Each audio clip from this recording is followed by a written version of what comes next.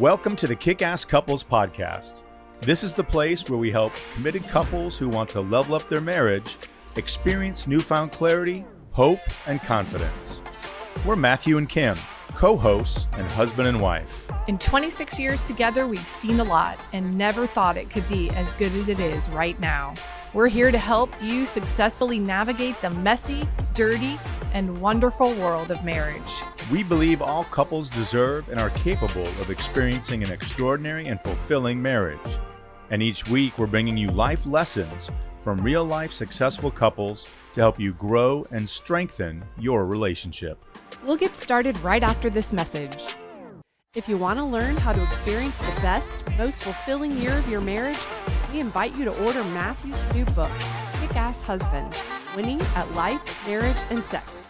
You can get it at Amazon.com or visit Matthew's website, www.matthewphoffman.com.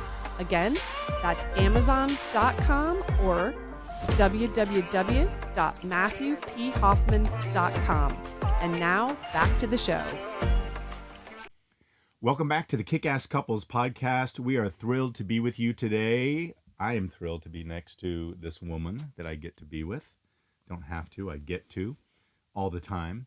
And we are talking to you about the pillar of lasting love. It's an important pillar, and it's why it's one of our 14 at Kickass Couples Nation. And I always like to start off kind of with a definition of terms so everybody knows what we're talking about. Kim, if you had to share what you think, how do you define or think about what is lasting love? That's a great question, Matthew. And I believe that question can be answered in a number of different ways because for some people it's different, right? Is it the sparks and the butterflies and the fireworks that you see, when you first meet each other and you're just, sort of crazy about each other and can only think of that other person?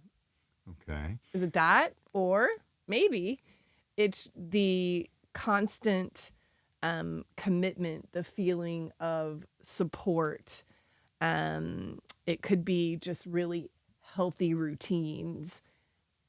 A lot of those things that happen day to day, right? Right. I mean, just the everyday security of knowing that your partner is committed to me is right. And it's another one. It's a tough combination, isn't it? Because it's hard to be in both those worlds all the time because we have lives, we have work, we have families, we have kids, and it seems like there's a lot of repetition, right, in our days with each other, and keeping it fresh, keeping it exciting is difficult. It's a hard balance, isn't it?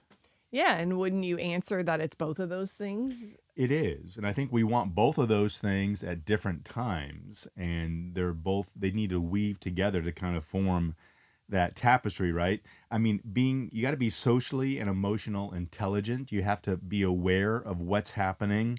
And, happiness is intentional. It's not something we say it all the time in our close of our podcast, right? Happily ever after doesn't just happen. It's on purpose. And if you want to have lasting love in your relationship, there are things that you need to be aware of and things that you need to do and commit to. Our first pillar, commitment, in order to have it. And that's day-to-day lives. And it's also committed to having that romance and that giddiness and that excitement and that expectation of sharing that intimacy in all kinds of ways. Yeah, no doubt.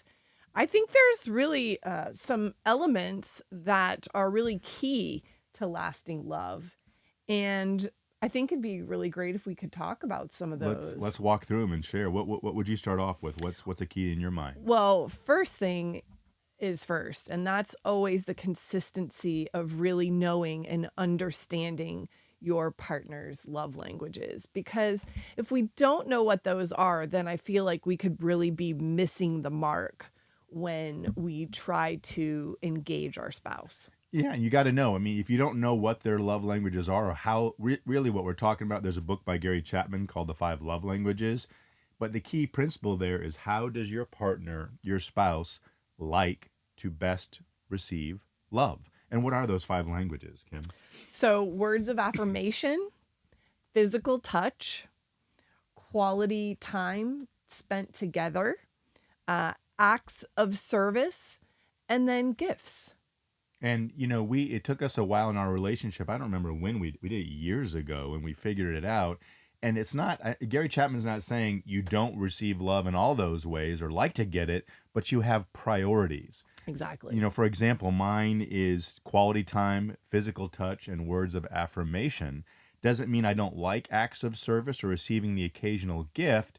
They're just further down, but all of them are tools in the kit that I think you have to use in different times and different seasons. Sure. So if I'm giving you gifts and that's not your love language, and that's one of the things that I'm doing for you often, I'm really missing out on the things that I know that you love most, which are physical touch and spending time together and doing things together.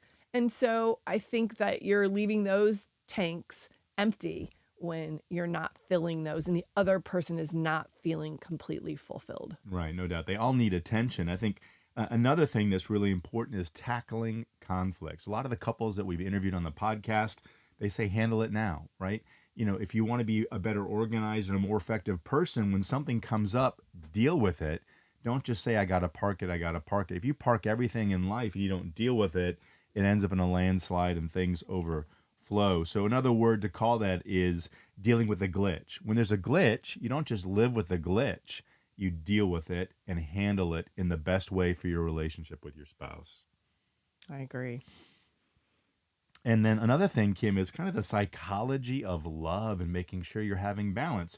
Love is not just a hit list. It's not just saying I achieved these 5 things, therefore I've demonstrated love, or I'm giving it, or I'm receiving it. But when you understand the psychology of it and the balance, there's going to be a sway. There's going to be an ebb and flow.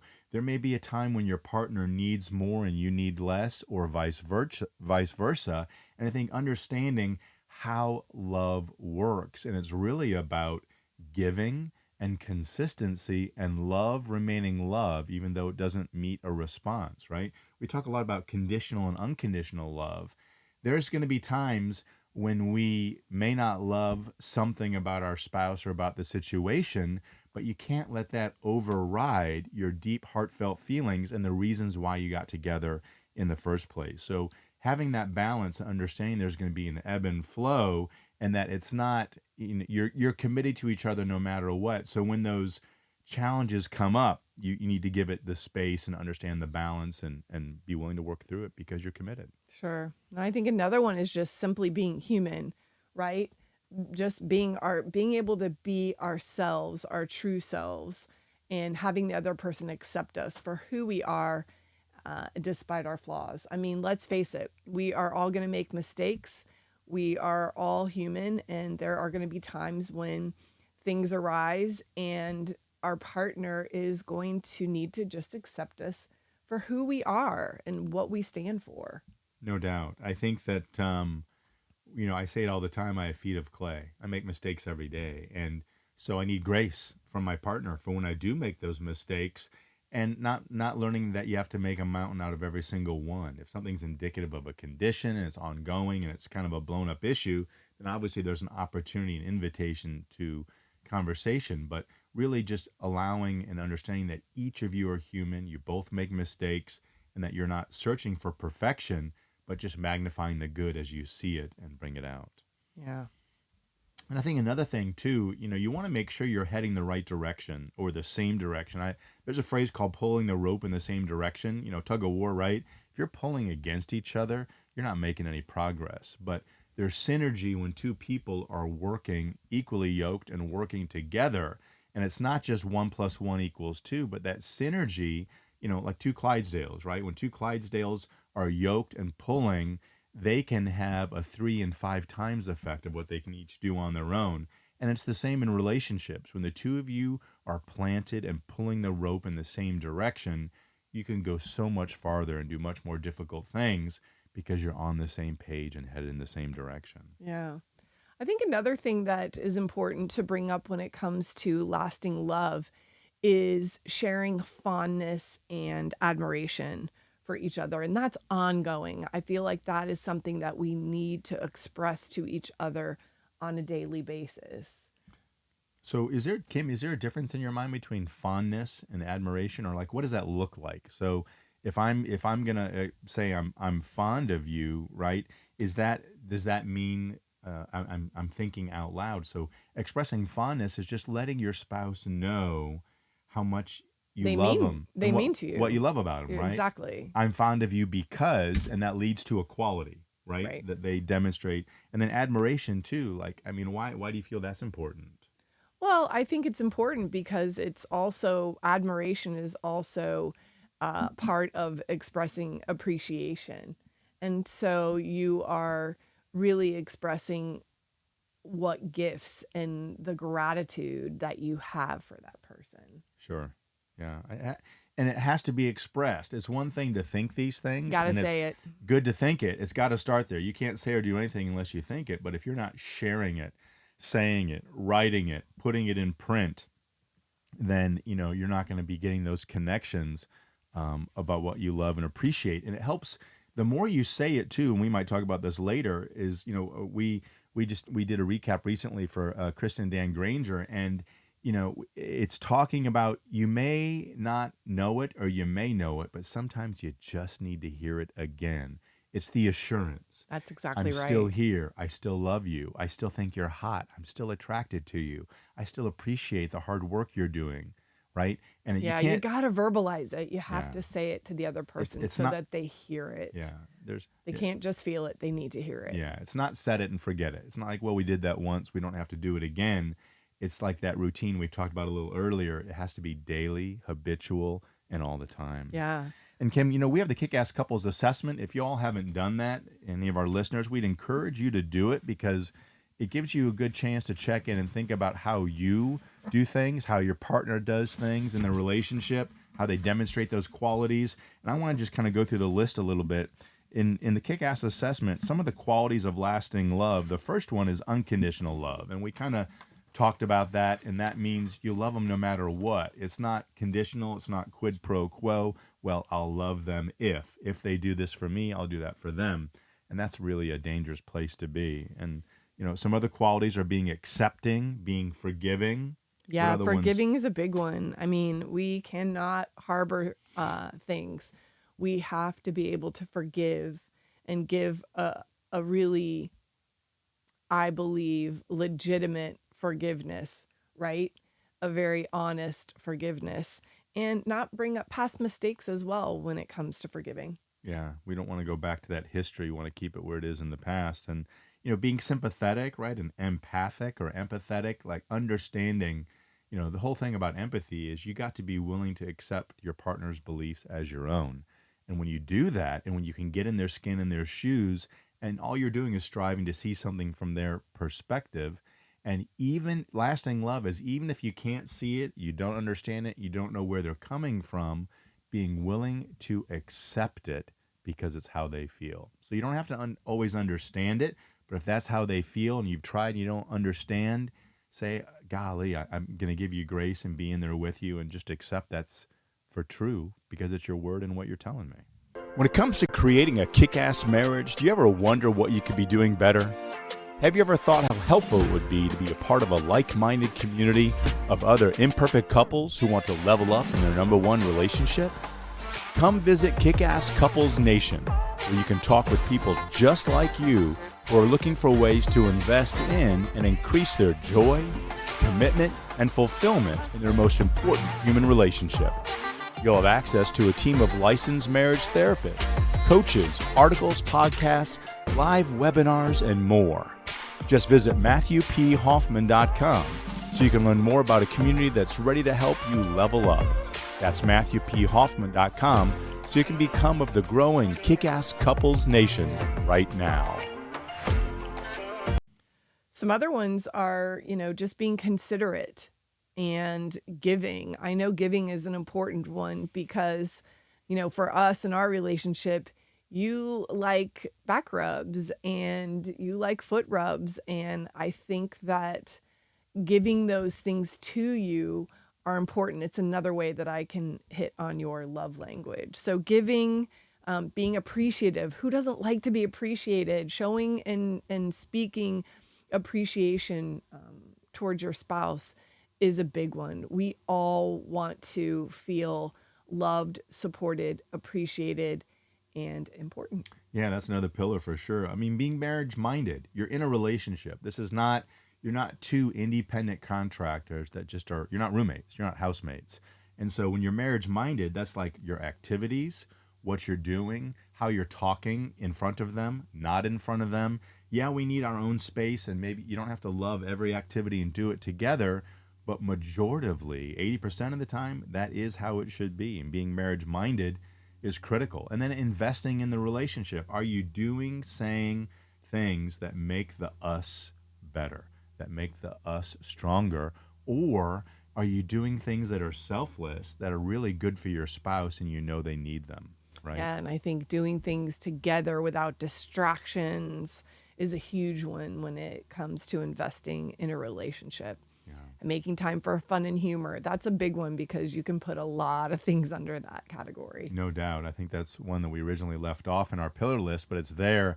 And it's funny, it comes up in every interview and most discussions Always. we have. If it's not primary, it's got to be in there. And what about some of the qualities, Kim, lack of lasting love? If you see these things in your relationship or you experience them, it means you're not being successful in lasting love. And one of those, as we talked about, is conditional love, right? Quid pro quo, or being controlling. I mean, if it has to be your way, if you have to set the stage, if you have to take the lead and not let your spouse make a decision, maybe they don't do it the same. This has happened before, and I've had to be sensitive to it in our relationship. I'm a chef, or some people would call me a cook. Sometimes I really do think I love to cook. It's therapy. I love food. And I definitely have thoughts of how I think things should be done in the kitchen. And if I see Kim doing something that it's not the same way that I do, it doesn't really matter. But I've had to learn, and I still have to remind myself, it doesn't matter how she holds the knife, what cutting board she uses, if she does it this way or that way, because as long as it gets done, and I have to let go of the outcome and not be controlling. And that's something I've had to learn how to do, and she's brought to my attention lovingly before. Which leads into being judgmental and critical.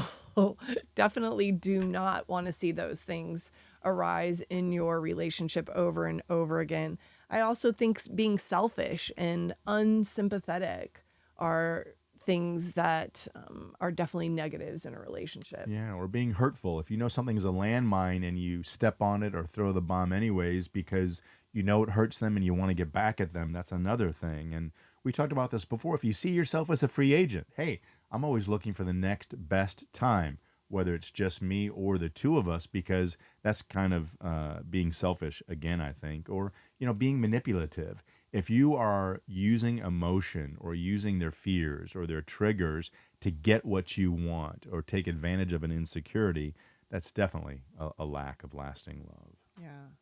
Well, I found a great quote that I'd love to share with our audience, and it is by Paula Rollo, and it's about contentment. And it says, "Contentment does not mean that I desire nothing, but rather it's the simple decision to be happy with what I have."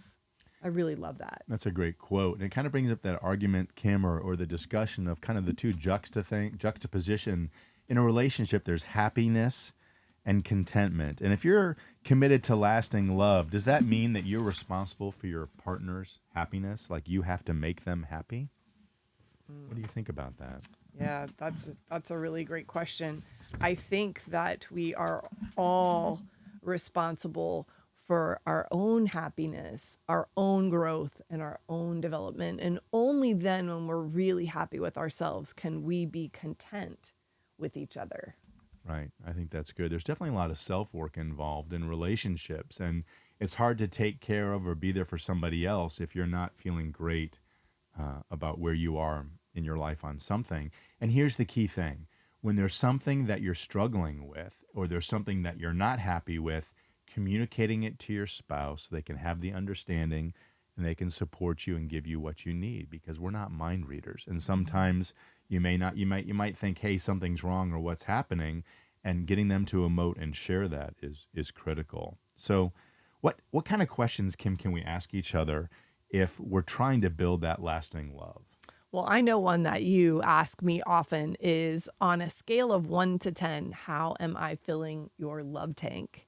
And I appreciate that question when you ask it to me, because it gives me an opportunity to honestly and openly say how you're doing. Maybe I'm feeling a little low in a certain area, but since you asked, I can give a very open and honest answer. I agree. And I've never gotten a 10, by the way. It's never been perfect. But Sometimes a 9, close. 9.25, sometimes an 8, sometimes a 7. I know I got to really get with it. So I think another question that you can ask your partner, your spouse, is what's one thing that you'd like me to stop doing, or that you'd wish I'd stop doing?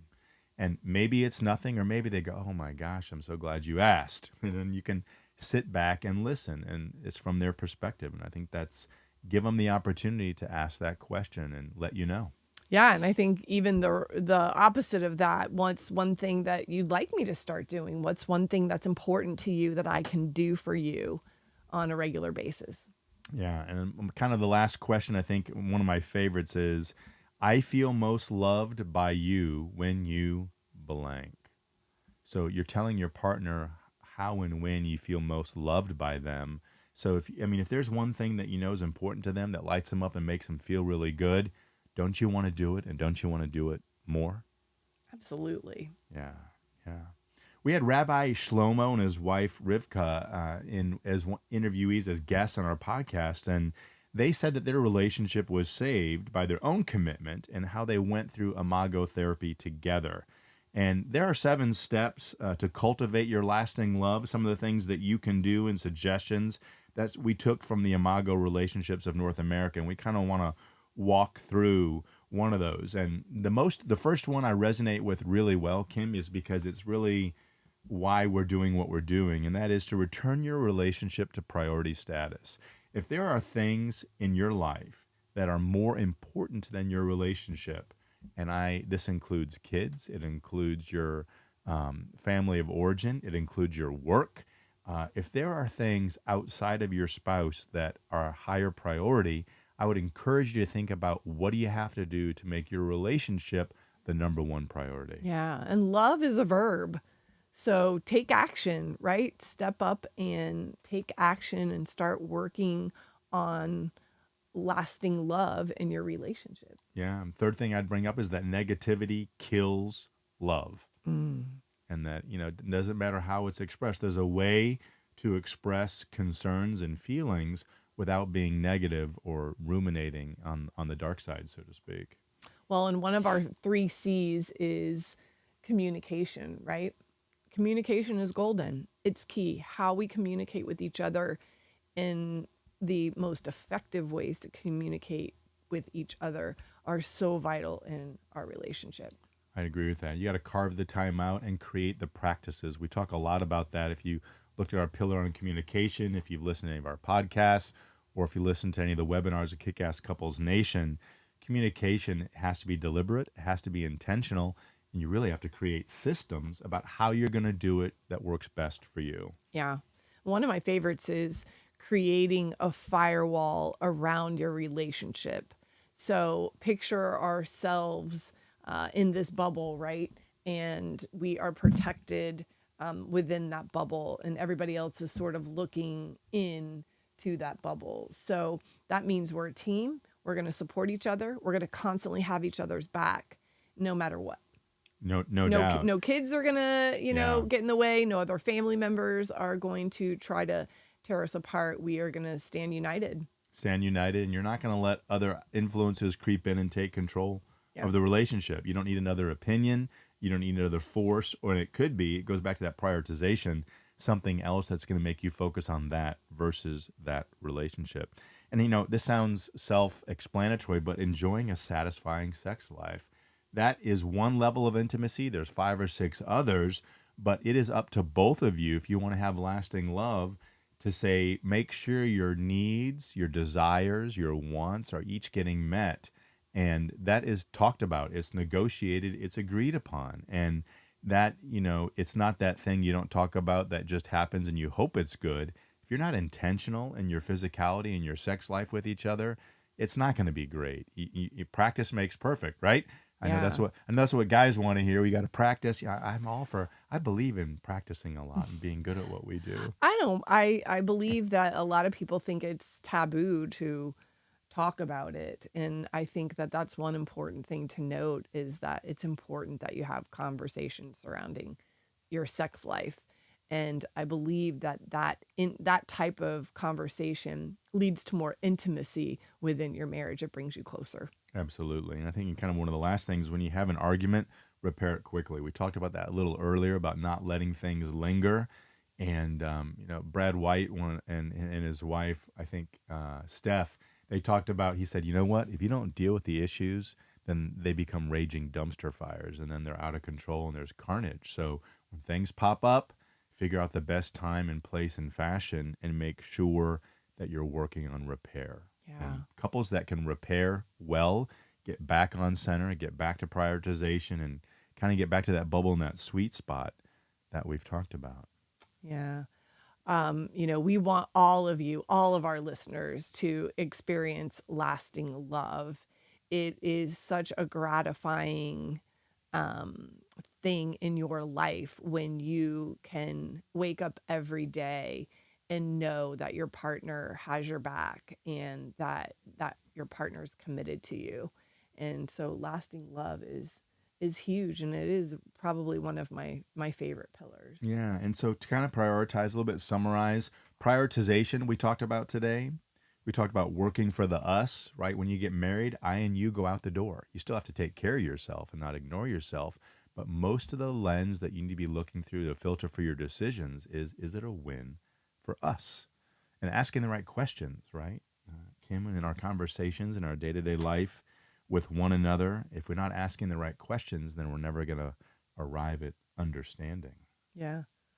We need to talk about agreeing on what to add, what to magnify within the relationship, what to eliminate, what to remove, to get rid of in the relationship. Having those conversations about, what you need and what you perhaps don't need is big. Yeah, we're all capable. Everybody that's listening, that's out there, you're capable and you're deserving of lasting love. It just has to be worked at, practiced, and invested in, and brought to light. So don't be afraid of taking some of these ideas. Just take one question, one thought, one concept that you heard today, and make it the topic of discussion with your partner so you can make an investment, make a deposit on lasting love. And I want to end with a quote for you all, is that time decides who you meet in life, your heart decides who you want in your life, and your behavior decides who stays in your life. So I hope you're making the decisions with the right behavior. If you're not sure what to do or how to do it or what to do better, we hope you'll come check out Kickass Couples Nation at MatthewPHoffman.com. We have a fantastic team of licensed marriage therapists. We do wonderful webinars where we do deep dives on these pillars every month. And we talk about application, how to make it happen and active and upfront in your life. So we hope you'll join us there. But we're going to Thank you all so much for tuning in today. And remember, happily ever after doesn't just happen. It's on purpose. We'll see you out there. That's all we've got for this episode of the Kickass Couples Podcast. If you like the content of this show, you'll love Matthew's newly released book, Kickass Husband, Winning at Life, Marriage, and Sex. To receive a digital mini book of quotes and images from the book, all you have to do is rate this show and leave a review in Apple Podcasts, Spotify, or wherever you tune in to listen. Then email us a screenshot of your review at podcast@kickasscouplespodcast.com, and we'll get it over to you right away. Until next time, remember, happily ever after doesn't just happen. It's on purpose.